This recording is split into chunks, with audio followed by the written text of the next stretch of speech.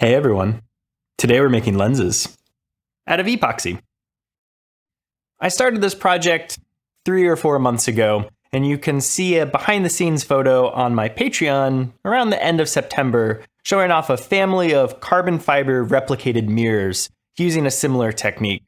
And that's how I got started on this project, was actually working on mirrors, not necessarily lenses. But because this process involves a lot of waiting around for molds and resins to cure, usually 24 to 48 hours for each step of the project, there's a lot of downtime. So I started investigating if I could do lenses at the same time. It just made sense. If I'm molding up a mirror, why don't I also try to mold up a lens at the same time, let them cure overnight. I originally wanted this to be a combined video showing both the lenses and the mirrors at the same time, and the process for both of them, because they're relatively similar.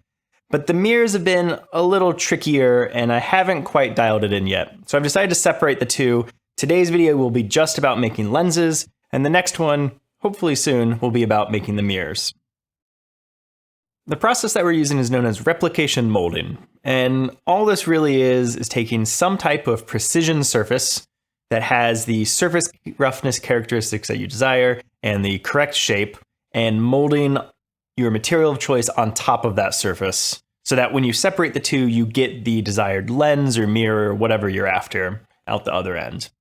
And this replication technique is useful because you can fabricate optical quality components out of plastics rather than glass. And so it's a lot cheaper, and you can mass manufacture them a lot easier. This is not a new technique. This is basically how all injection molded lenses are made. You can see an earlier video that I made, or attempting to make, injection molded lenses, and there's a lot of complications to it because of that precision surface that's needed. Like, whatever you're molding against in the injection mold or the mandrel has to be optical quality, otherwise the thing you get out the other end is no good. And so these mandrels, or optical inserts as they're known in the injection molding industry, are typically produced on a single point diamond lathe, which is a lathe that is just super precise. Everything about it is controlled down to the nanometer, so that a very fine-tipped diamond insert can machine the surface of the metal to the point that it gets an optical surface right off of the lathe. And then you can take this optical insert, put it in your injection mold, and shoot some hot plastic into it, and you get yourself a precision plastic lens out the other end. So there's nothing new about this. It's just really hard to do in a home shop because I don't have a single point diamond lathe. So I started looking around for ways to do a similar project, but without using precision metal mandrels. The mandrels don't have to be metal. They're just convenient because you can turn them on lathes easily, but you can really use any material that holds an optical surface. And as it happens, you can get glass mandrels, precision optical quality, for very cheap. And of course, these are just lenses, but you can use a lens and the surface of the lens as a master mandrel to mold off of. So that's what we're doing today. We're taking lenses and we're creating molds out of them so that we can then replicate plastic lenses from the silicone molds. The actual mechanics of molding are super simple. There's nothing really to it. It is a standard molding and casting technique. You take your object of interest, coat it with some kind of mold release, pour silicone on top of it, let it cure, separate it, pour the second half on top, let that cure. And then once you have your two mold halves, you can pour in whatever resin you want to use for the final part. In our case, we're using a clear epoxy. And then you should get out the other end a finished lens. In practice, it's not that simple because there's a lot of subtle quirks and gotchas that will mess up an optical quality component. So that's more of what the video is about today. It's less of a tutorial and more of kind of a list of things to keep in mind if you want to try this yourself, so that you can avoid a lot of the mistakes that I ran into while working on this project. But first, let's look at a few of the lenses that I've created just to get a sense for what's possible and what some of the defects might look like.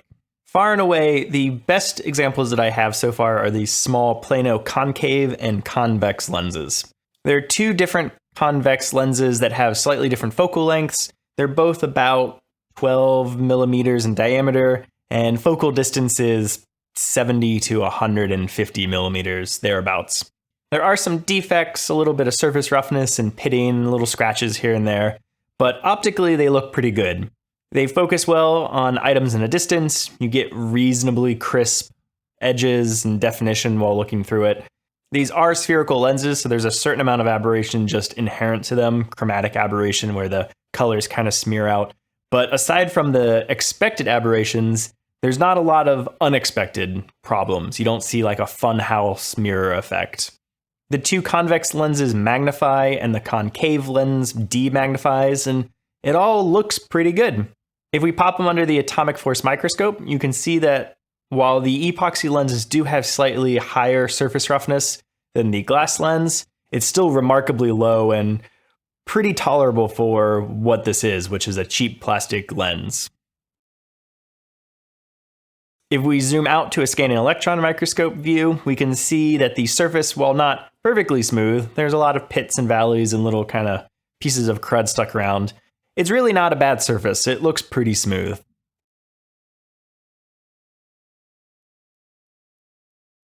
And if we look at one of the convex lenses that's been coated in silver for the SEM and just look at it optically, it makes a pretty good mirror surface and focuses really well back at me and the camera. And unsurprisingly, if we look at the mold itself that these came out of, the surface of the silicone is extremely reflective and smooth and looks optical quality itself. So these were definitely a success. The small lenses I did not have to try too hard to get dialed in correctly. Now, as we scale up into larger lenses, we start to see more of the problems that are intrinsic to this technique. And unfortunately, I don't have a lot of variety in my lens collection. I have a lot of small lenses that are 10 millimeters, and then I have lenses that are big at 100 millimeters, and I don't have a whole lot in between. So we get to see kind of the two extremes of this technique. So you can see that some of the lenses have pretty considerable surface roughness that makes the surface hazy or just not very clear. Other lenses have pretty pronounced aberrations across the surface of the lens that gives it more of a funhouse effect. It's not a smooth, perfect spherical surface. Okay, so let's talk about the technique some and discuss the stumbling blocks you might run into while working on something similar. The main goal to keep in mind here is that we need to produce a lens that requires zero post-processing. That means no polishing or lapping or doing anything to the lens. We want to pull it out of the mold and have a perfect optical surface. And the reason for that is simple. You just can't polish or lap or grind plastic like you can glass. With glass, it's pretty easy, although tedious, to precisely grind down the shape that you want because it fractures and breaks and polishes in a very controlled, repeatable manner. And you just can't really do that with plastic. It's too soft of a material. It deforms and smears under your grinding or lapping process, and generally just doesn't give you the same kind of control that you have with glass. And so we want to avoid that completely. We want something perfect out of the mold. The two parameters that we care the most about are surface roughness and overall shape. The shape is how much does it deviate from the original lens that we're molding from. So if the original lens is a perfect sphere on the surface, we want our molded part to also be a perfect sphere. On the other hand, we have surface roughness, and this is how rough or smooth is the surface of the part at a micro level. And this is important because it directly impacts contrast of the optical image. A very rough surface will give you a hazy, low contrast image because all the light is scattering in different directions. Whereas a nice clear surface will let a lot of light through and you'll get a good, crisp, contrasty image. These are technically unrelated. You can have really good figure but really poor surface roughness, or vice versa. And I actually have some examples of that. This particular lens has a really quite nice surface figure, but for a variety of reasons, the surface roughness came out very rough. And so it's a hazy, almost unusable lens because of that. For this project, I'm using a silicone resin to make the molds. This particular silicone is known as Mold Max XLS from Smooth-On, and I chose it because it has very low shrinkage and it holds up to epoxies and other aggressive resins better than other silicones, meaning it won't shrink as much each time you pull a part out of the mold. All the normal casting things apply, so you should degas your resin very thoroughly because you don't want any bubbles on the surface of the part interfering with it. Make sure you have proper molding techniques, everything's vented correctly so you don't get bubbles in the middle of it. I had a lens where I didn't mold it particularly well, and there's a large bubble right in the center, which kind of ruins this particular trial. These are tin cure silicones, which means that one of the reaction products while it's curing is alcohol. So you have to make sure that the mold itself is fully and thoroughly cured before you use it. Otherwise, alcohol will actually degas into your epoxy, and that kind of messes everything up. And I think actually that's one of the reasons one of my lenses came out with a lot of internal stresses was due to alcohols kind of bubbling through it while it was degassing. So that's all just normal molding procedure. Let's talk about some of the interesting things about this particular project. So we're using glass lenses as our mandrel, and this presents a unique problem for us. You see, silicones are great because they can replicate details to a remarkable degree, like nanoscale features you can replicate in silicones, which is why I chose it. Silicones are also great because they don't stick to anything. They're notoriously kind of unsticky. You can pour it on just about any surface and then peel it right back off, and it's fine. There are, however, two things that silicone will stick to. If you pour silicone on top of another piece of silicone, they'll bond together chemically. And if you pour it on top of glass, like our lenses, it will also bond to the glass, which is unfortunate for us. The reason for this is that silicone tends to react to anything else that also has elemental silicon in it. And since glass is silicon dioxide, it likes to bond to it. And this can be a sufficient bonding that when you try to separate it, it will rip off chunks of the silicone and basically ruin your mold. So we need to use some type of mold release so that the silicone will come off of our lens. But this is a challenging prospect for us because a typical mold release like this doesn't give us a nanometer smooth surface. If you try to spray or paint or dip a lens in mold release, when it dries, you'll get a pretty substantial amount of layer lines as it dries. And so there is a noticeable roughness that's left behind by the mold release, which then directly transfers into the mold. The lens that I mentioned earlier that had a pretty hazy finish to it was done using mold release. If you look at the mold, you can see faint kind of hazy stripes or circular oblong lines across the surface. And that is the nanoscale relief created by the mold release that was on the surface of the glass. And indeed, if we look at the molded part that comes out afterwards, it has the exact same lines transferred to it. There are ways around this. I've read that there are mold releases that have very low solid content, meaning it doesn't have a lot of dissolved solids in the mold release itself, which are better for this because they deposit to a thinner, smoother surface. I couldn't find any of those easily available, and I didn't want to go chasing down different manufacturers. So I quickly decided that mold release wasn't going to work for me. Instead, I chose to sputter a thin layer of metal across the surface of the glass. And this is in effect a mold release for us. The silicone doesn't like to stick to anything except itself and glass, and so it's not going to stick to this layer of metal. And the sputter machine will deposit a very thin and uniform layer of metal, so we don't get any like layer lines in between it. It's a pretty perfect copy of the underlying surface, just in metal. I chose to use silver mainly because it's cheap and sputters quickly, and you can chemically etch it away later if you don't want it, which was a nice way to recover lenses without permanently ruining it. It also doesn't stick to glass particularly well, so it'll separate away from the glass easier than other metals like chromium, which will bond pretty firmly to glass. But in principle, you can use just about any metal that you can sputter on top of the glass layer. So that takes care of the top surface. For the edges and the bottom, I still use just the regular liquid mold release because that's not the optical surface, so it's fine to use that there. With the mold release taken care of, we can turn our attention to the next major problem, which is shrinkage of both the mold as well as the molded part. Shrinkage is a property of pretty much any curing polymer system. As the polymer chemical reaction happens, it shrinks, and that's just a fact of nature. There are ways that you can control it to minimize shrinkage, but it's gonna happen. So the key here is to make sure that it happens as little as possible by choosing a resin or a silicone that has a very low level shrinkage, and then ensuring that when it does shrink, it shrinks in an even, controlled manner, kind of uniformly across the part.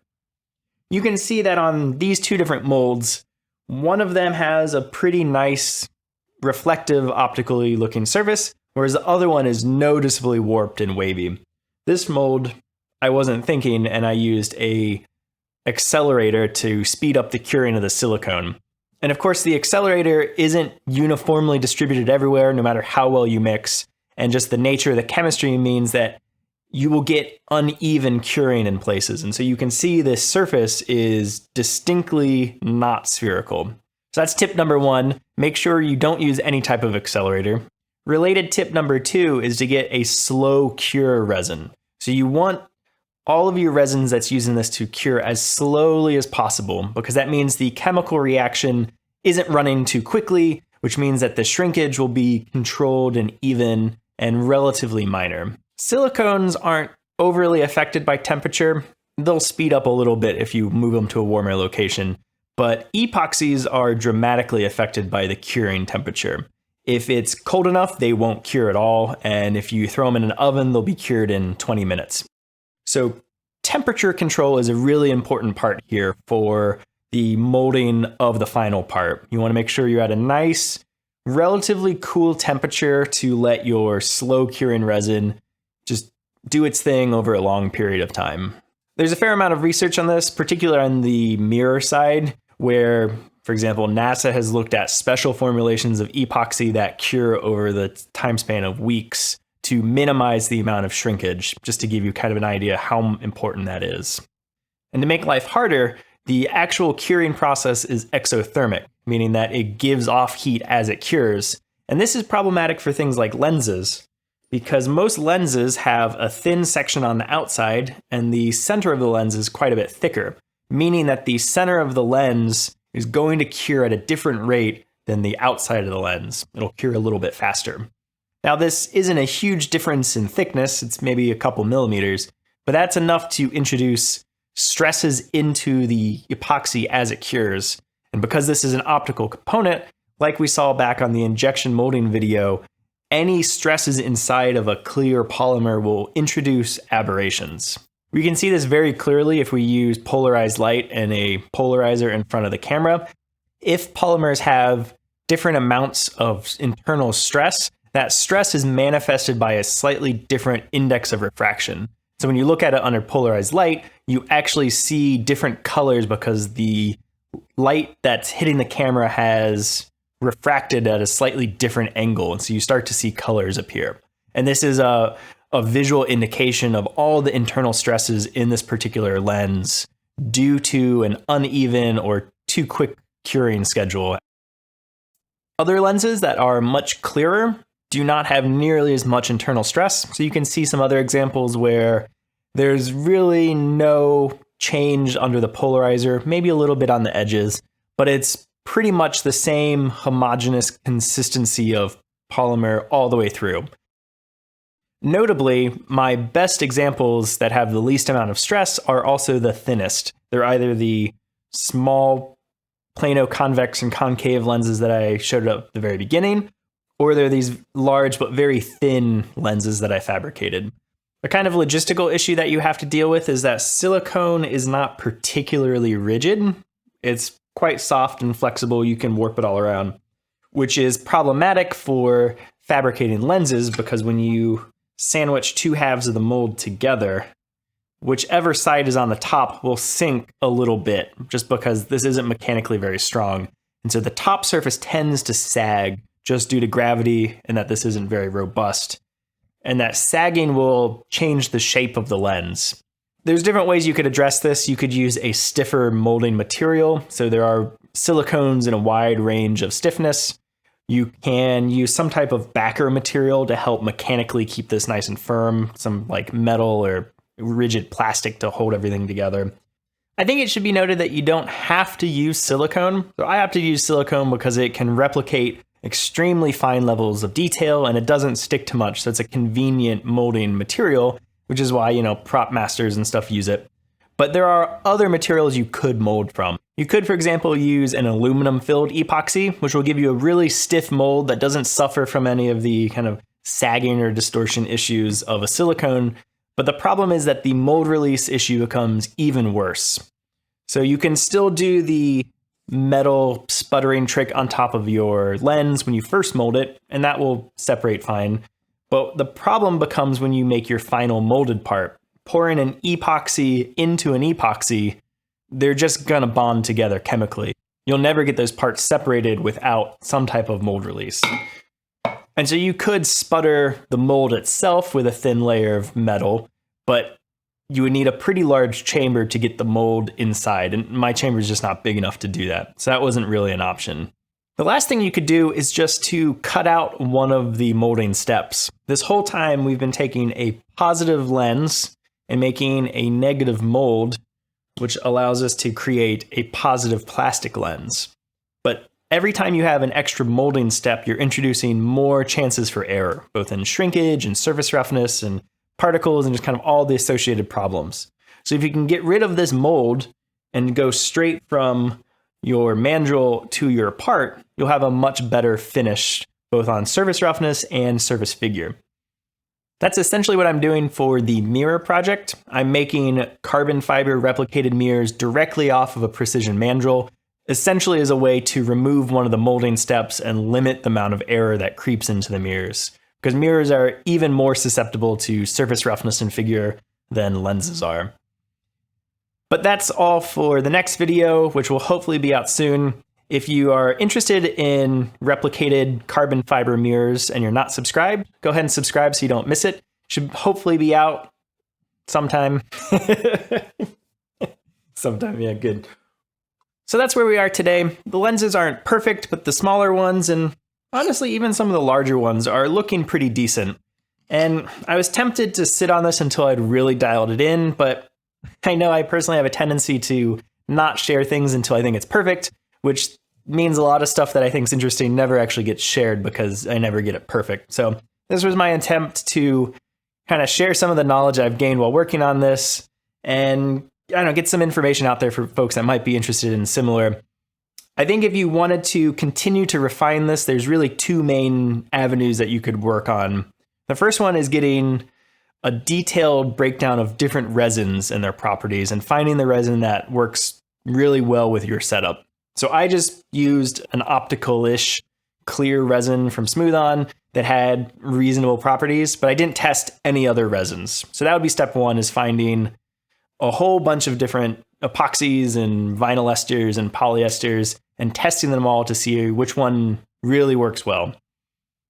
And then I think the biggest thing really is just really controlling the process itself. So active temperature control so that the epoxy cures uniformly at the correct temperature for the entire duration of the curing, maybe embedding sensors in the molds that you can track temperature, maybe cooling loops so that everything stays at exactly homogeneous temperature. Like you want as uniform of environment as possible, making sure all your resins are mixed entirely correctly, completely degassed, et cetera, et cetera. So really refining the process of this, I think, would eliminate a lot of the errors that I ran into with like stress or surface roughness. Big thanks to folks on Patreon. I really appreciate all the support you've given me. It helps me work on these projects that take a really long amount of time.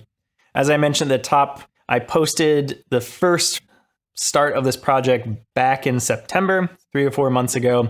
And these things just take a long time sometimes. And so having Patreon support and a place that I can share these behind the scenes looks just keeps me motivated and is really helpful. So thank you, I appreciate it. Okay, cool. Well, it's getting cold in my garage, so I'm gonna wrap this up. Stay tuned for part 2, where we look at those carbon fiber mirrors. And otherwise, thanks for watching. See you next time.